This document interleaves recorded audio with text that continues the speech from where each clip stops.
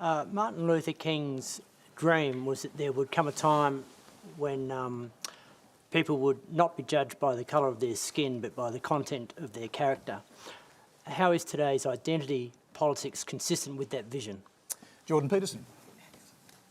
Well, I don't think it's consistent with that vision at all. I mean, the problem I have with identity politics as a mode of philosophical apprehension is that it's predicated on the idea that the appropriate way to classify people is by their group identity, in whatever fragmentary formulation that might take, in the multiplicity of ways that people can be divided into groups.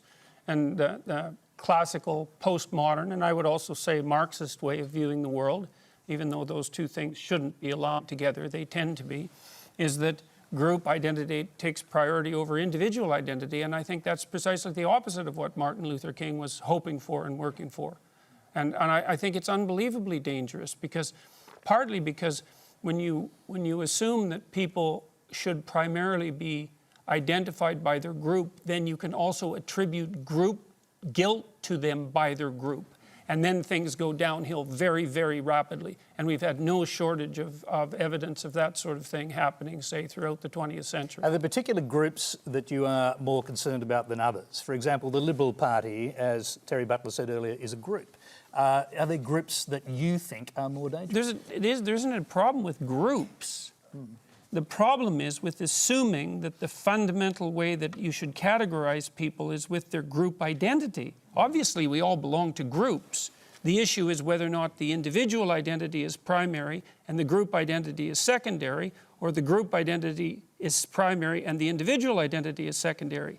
If you're a proponent, for example, of equality of outcome, of quotas, then you de facto accept the proposition that it's the group identity that is primary, and there's all sorts of dangers that are associated with that that far outweigh whatever good you're likely to do. Well, Okay, maybe you're just... Go ahead.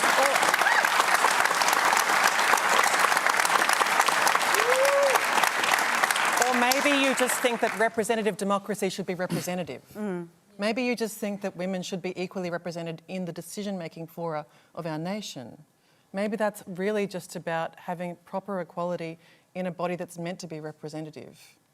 Well, I do believe that women should have... I don't understand your question, I guess.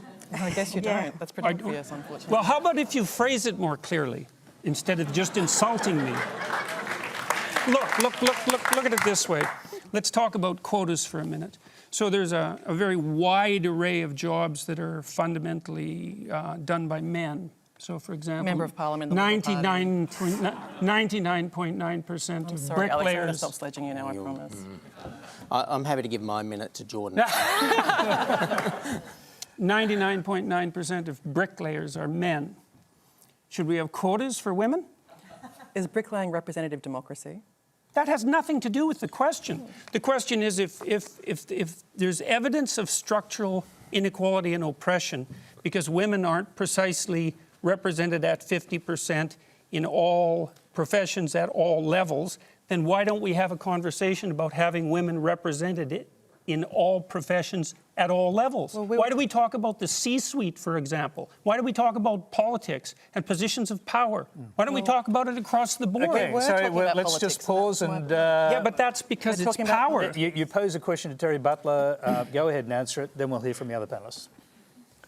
His question to me? Well, yeah, if you'd about like, bricklayers. if you'd like to answer the question about bricklayers. There's nothing wrong with bricklayers. Why there are no Of course quotas in there's not.